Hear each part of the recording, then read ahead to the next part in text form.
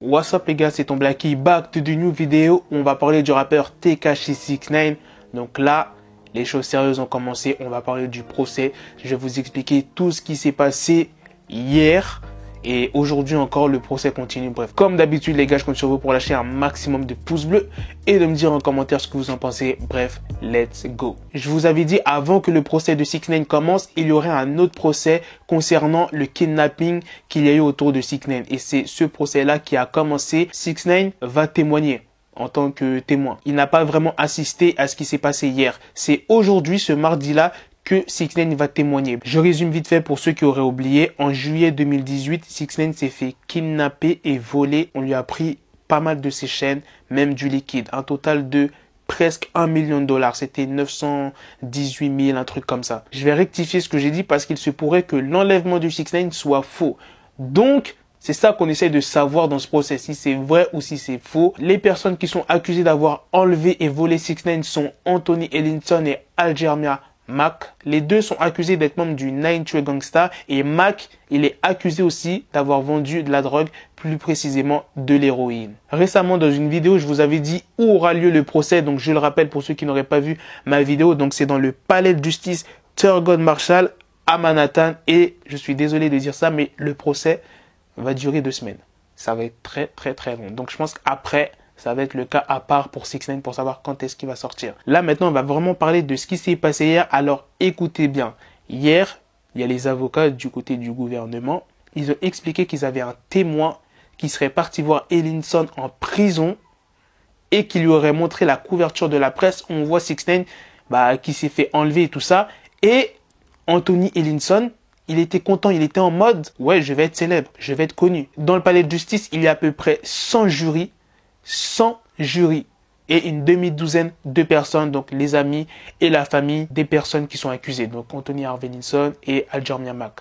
Hier, pendant tout le procès, le nom de 69 n'a été mentionné qu'une seule fois et c'est le juge qui a parlé. Je vais vous dire comment il s'appelle Paul Engelmeyer. En gros, il a demandé aux gens si quelqu'un avait une opinion sur 69 qui l'empêcherait d'être impartial et personne a levé la main. Attention parce que c'est très important ce que je vais vous dire. Il y a des noms célèbres qui ont été évoqués. Ils ne seront pas là en tant que témoins ou en tant que balance, mais on les a juste mentionnés. Alors il y a Jim Jones, je ne sais pas si vous connaissez, mais c'est un rappeur.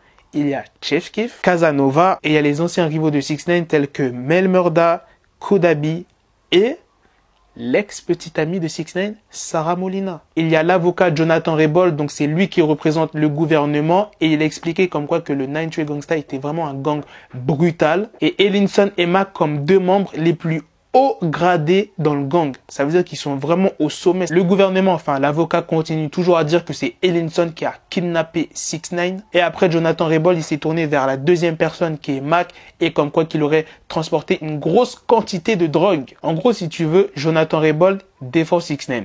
Tu vas voir pourquoi. Jonathan Raybould a présenté plusieurs preuves, témoignages de policiers, d'un médecin qui ont vu 69 à la suite de l'enlèvement. Ils ont aussi des conversations téléphoniques, des messages sur les réseaux sociaux, des témoignages d'autres membres des Nine Trey Gangsta, ça veut dire il y a peut-être d'autres personnes qui ont balancé aussi. Et il y a un témoin clé dans cette histoire, le chauffeur de 69 qui a accepté de coopérer parce qu'il était présent la nuit de l'enlèvement de 69. Et il y a un autre témoin, un trafiquant de drogue qui a été surpris en train d'importer de la drogue en provenance de Chine en 2017. Et il a admis avoir bossé pour Mac. Ensuite, il y a l'avocat de Mac qui l'a défendu qui s'appelle Alexander Huyot. Donc, il a parlé du gang en général. Il explique aussi que 69 manipulait les gens sur les réseaux sociaux. Quant à l'avocat d'Ellinson, Devro Devrick, il a dit que toute cette affaire d'enlèvement était un simple canular. En gros, il a dit que toute cette histoire-là, c'est un Jussie Smollett, si vous voulez. Jussie Smollett, c'est qui? C'est un acteur qui était dans Empire et il y a eu une grosse polémique autour de lui. Je vais vous faire un résumé vite fait sur Jussie Smollett. En fait, Jussie Smollett, il est gay et il a fait croire que des gens